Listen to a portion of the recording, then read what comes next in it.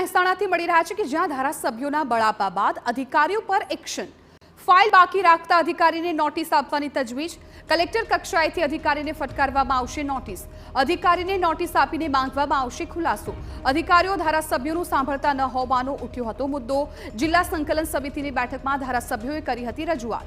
અધિકારીઓ સાંભળતા ન હોવાનો ધારાસભ્ય મુકેશ પટેલનો દાવો।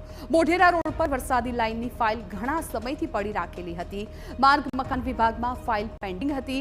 રજૂઆત છતાં માર્ગ મકાન વિભાગમાં ફાઇલ પેન્ડિંગ હતી। માર્ગ મકાન વિભાગના સુપ્રિન્ટેન્ડન્ટ એન્જિનિયરે ધ્યાન ન આપ્યું।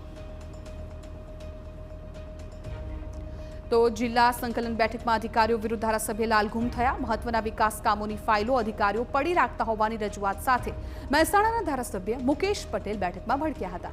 ધારાસભ્યની મોઢેરા રોડ પર વરસાદી લાઇનના કામ મુદ્દે રજૂઆત હતી। અધિકારીઓના બેજવાબદારી ભર્યા વલણને કારણે કામ પૂર્ણ થતા નથી અને લોકો સમસ્યાનો સામનો કરવો પડતો હોવાની રજૂઆત કરવામાં આવી હતી।